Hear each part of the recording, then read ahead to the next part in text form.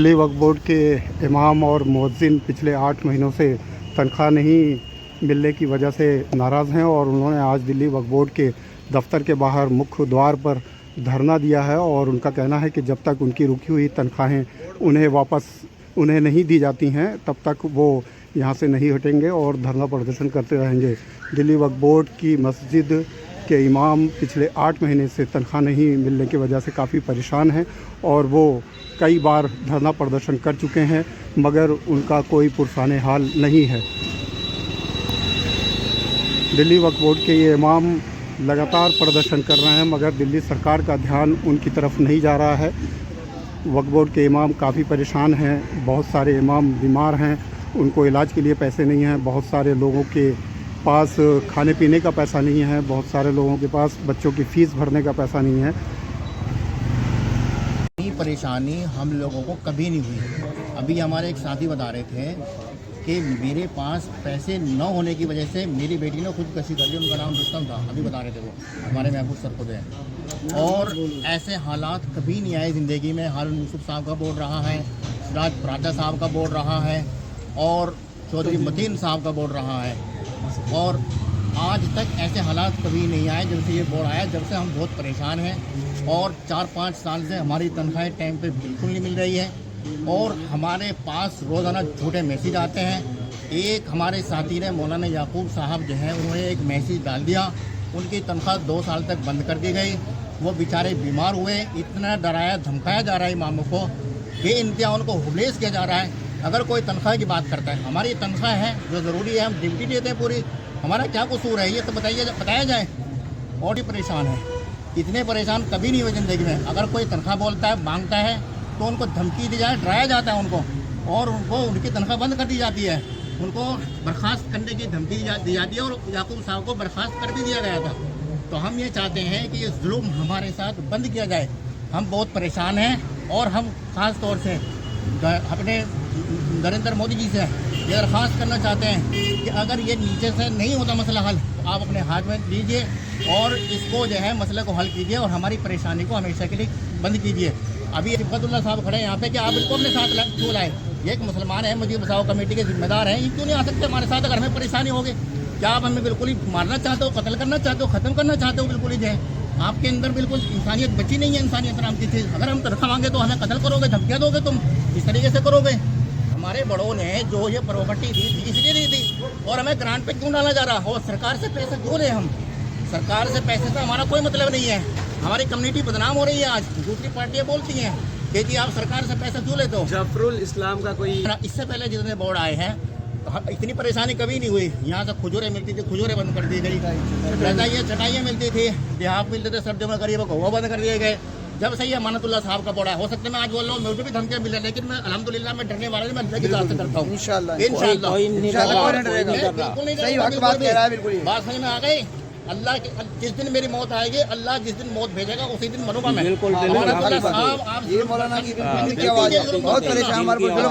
आप जवाब दे हैं और सीओ साहब को जो है बुरा भला क्या आपने इससे बुरा भला करने से क्या तनख्वाह मिल जाएगी? सीओ साहब तो अपनी कानूनी तरीके से चलेंगे जो उनका कानूनी तरीका है। मैं ये कहना चाहूँगा अपनी पूरी कौम से और एलजी साहब से भी कि आप इसको देखिए। अगर ये बोर्ड कुछ नहीं कर सकता, ये नाकारा बोर्ड है, ये छोड़ दे। अगर ये नहीं छोड़ते तो आप इसको बर्खास्त कर दीजिए। शुक्रिया। जी बताइए भाई। बताला तो हम जो है ना करीब 8 सालों से परेशान हाल है। ये तो हम बार बार बता रहे हैं और सब बता रहे हैं, लिख के भी दे रहे, ज़बानी भी बता रहे। हमारा असल मकसद क्या है? देखो हम अल्लाह रसूल को मानने वाला है, मिंबर पे बैठ के भी अल्लाह रसूल की बात बताते हैं, दीन की बात बताते हैं। मैंने खुद किताब में ये पढ़ा है, अल्लाह के रसूल सल्लल्लाहु अलैहि वसल्लम ने फरमाया, एक साहबी उनके पास गए कि हम सड़क पे बैठे और लोगों को बताए।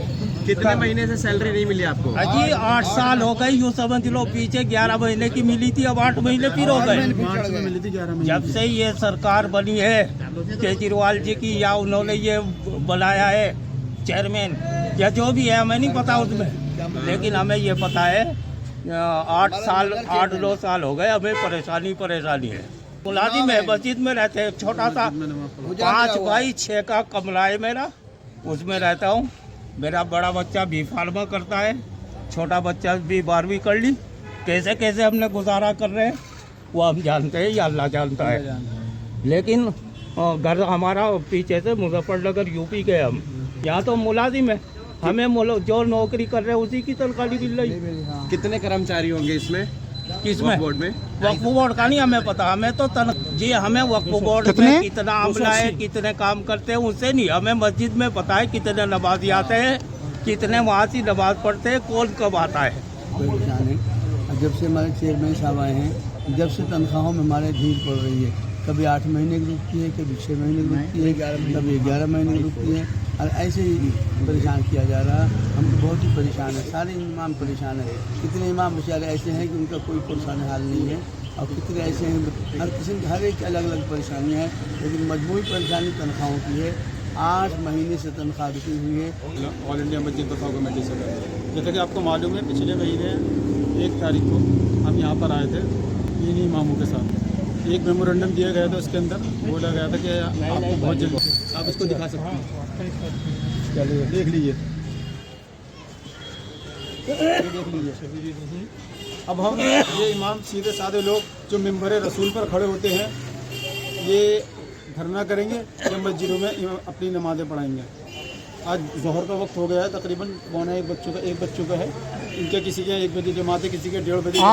आप अब क्या करेंगे, आगे क्या करेंगे? आगे हम तो अमानतुल्लाह को इसका पूरा जो इसकी अमानतुल्लाह ने जो गलतियाँ करी हैं उनको फ़ौरन बर्खास्त किया जाए। इससे पहले चौधरी मतीन साहब थे, जब कोई दिक्कत नहीं थी। उससे पहले राना परवीन सिद्दीकी थी, कुछ टाइम के लिए बनी थी, जब भी कोई तकलीफ़ नहीं हुई। उससे पहले हारून यूसुफ साहब थे, जब भी कोई तकलीफ़ नहीं हुई। उससे पहले सिराज पराचा साहब थे, तब भी कोई तकलीफ़ नहीं हुई। लेकिन ये अमानतुल्लाह जब से आया है, इन्होंने बेड़ा गर्क कर दिया है बोर्ड का।